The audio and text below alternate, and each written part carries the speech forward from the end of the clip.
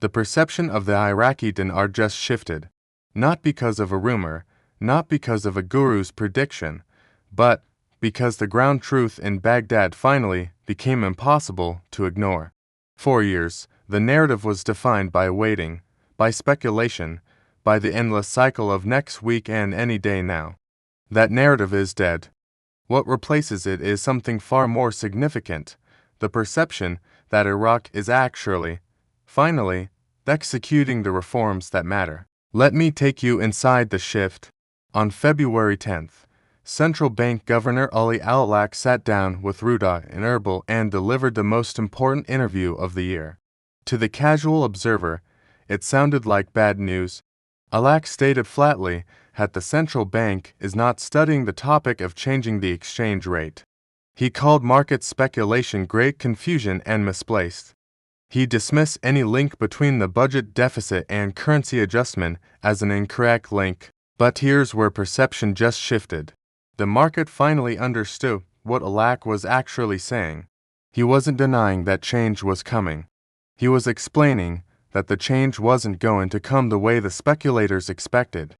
The exchange rate wasn't going to be adjusted by fight. Instead, the conditions that would make a new exchange rate sustainable were being systematically put in place. Let me give you the numbers that changed the perception. Alaq revealed that Iraq's foreign reserves now exceed $100 billion, including more than 76 tons of gold.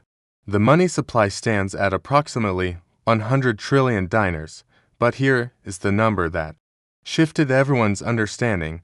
More than 80% of that money supply exists outside the banking system. 80%.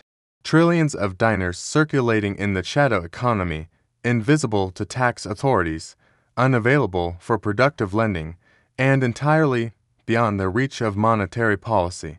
For years, the perception was that this was a sign of weakness. The new perception is that this is a sign of opportunity. Alaq explained the cause with remarkable clarity, primarily linked to the phenomenon of tax evasion and non-disclosure of revenue levels, profits and income that are achieved, especially in the trade sector. And then he explained the solution. If money owners feel reassured about the existence of a fair and transparent tax system, they will bring their money and deposit it in banks. Reassurance. That is the product the government is manufacturing, and the manufacturing process just reached critical mass. On February 11th, the Director General of the Iraqi General Customs Authority, Thamer Qasim, made an announcement that fundamentally shifted the perception of Iraq's ability to control its borders. He confirmed that the Kurdistan region has begun responding to the unification of customs tariffs with federal border crossings. Advanced understandings are in place to implement the ASYCUDA electronic customs system across all points of entry. For years, one of the largest leaks in Iraq's financial system was the differential between federal and Kurdistan region customs duties. Traders would import goods through the region, pay lower tariffs, and then smuggle those goods into federal Iraq without paying the difference. The dollars that should have flowed into the central bank's reserves instead flowed into private pockets. That perception that Iraq was powerless to stop this leakage just became obsolete. Qasim was explicit about who is affected. He stated that those affected are traders operating outside the customs and tax systems, as their financial transfers are not registered in the ASYCUDA system and they lack tax accountability. Entry into ASYCUDA requires both an import license and a tax identification. The perception that the government targets innocent merchants is false. It targets operators who have been evading taxes and moving money outside the formal system. And the ASYCUDA electronic platform provides accurate, real-time information, eliminates estimation and human interference, and contributes to combating money laundering. Now, let me give you the external dimension that shifted perception about Iraq's sovereignty. Since November, Iraqi banks have had to comply with SWIFT international transfer system criteria to access their foreign reserves held at the U.S. Federal Reserve. Musar Saleh, a financial advisor to Prime Minister Sudani, explained that Iraqi banks must now register their dollar transfers on an online platform that reviews every request. The Federal Reserve examines these requests, and if there are any suspicions about the final destination, it stops the transfer. Since this mechanism was adopted, the U.S. Federal Reserve has blocked about 80% of transfer requests due to doubts over where the money was actually going. 80%. Some Iraqi officials initially perceived this as U.S. pressure. Hadi al-Ameri accused the United States of using the dollar as a weapon to starve nations, but the economist Ahmed Tabakali shifted the perception. He stated plainly, contrary to current misconceptions, rumors, and misinformation, there is no evidence of U.S. pressure on Iraq. The new regulations require high levels of disclosure and transparency. This came as a shock for many of our banks, who were not used to this. On February 5th, Governor Alaq met with U.S. Chargé d'Affaires Joshua Harris in Baghdad.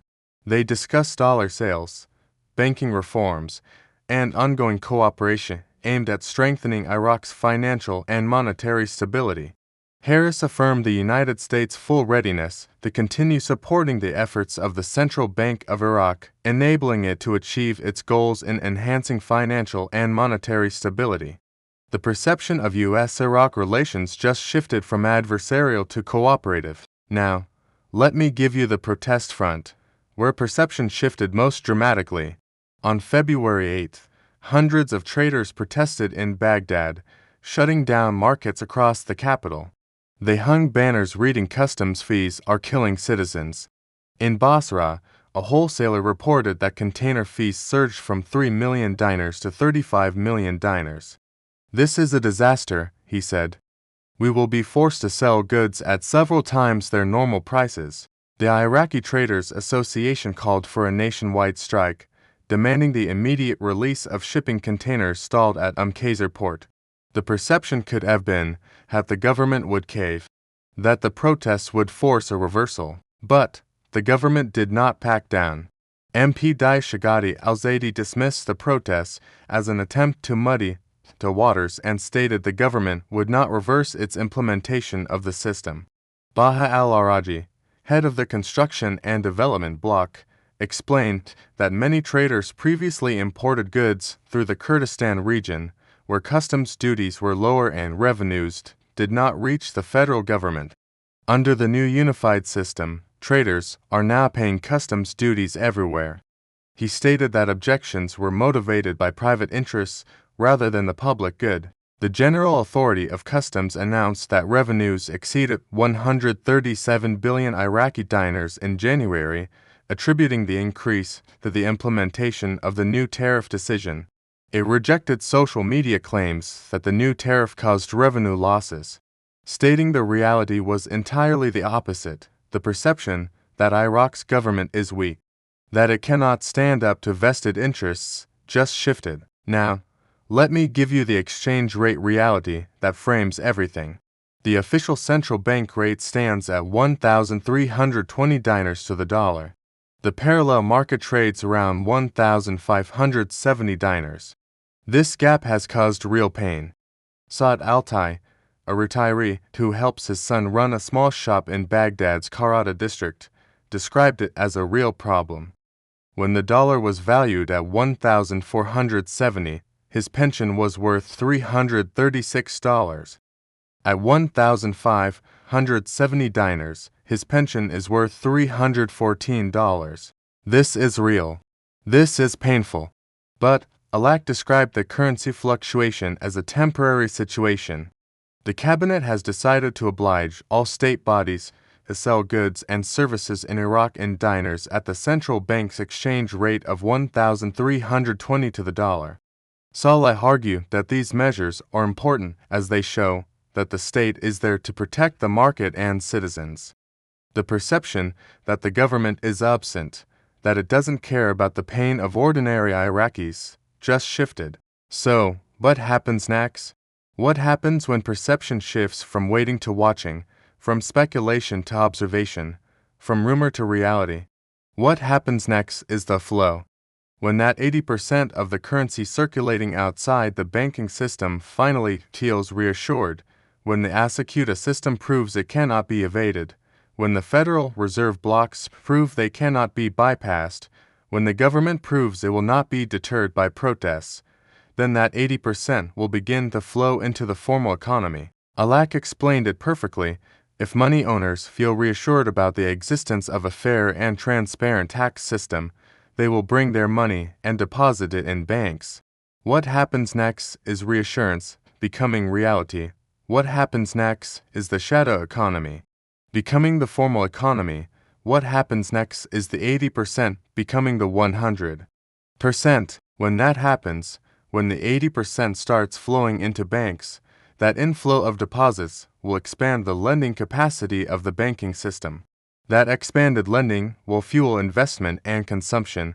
That investment and consumption will drive economic growth, and that economic growth will be the fundamental foundation for a stronger currency. What happens next is not a single announcement. What happens next is a process. The exchange rate will change when the infrastructure is ready. The revaluation will come when the parallel economy is integrated. The dinar will rise when the system that suppressed it has been dismantled. Alaq was honest about the timing. He said such a decision would only be considered if Iraq faced an inability to meet demand for foreign currency due to weak reserves. And he explicitly stated that this is not the case at the present time. Not the case at the present time. But the present time is not the future. The present time is the preparation. The present time is the execution. The present time is the perception shifting. The traders protesting in Baghdad are not evidence that the reforms have failed. They are evidence that the reforms are working. The 80% of currency outside banks is not evidence that the economy is weak. It is evidence of the fuel that will power what comes next.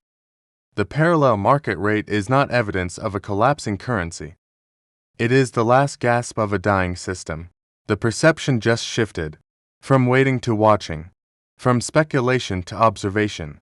From what might happen to what is happening. What happens next is already visible. The customs system is unifying. The banking sector is complying. The Federal Reserve is cooperating. The government is standing firm. The reserves are strong. The gold is accumulating. What happens next is the flow. And when that flow begins, the dinar will finally reflect the nation it actually represents. The perception shifted because the reality shifted. The question is whether you're ready for what comes next.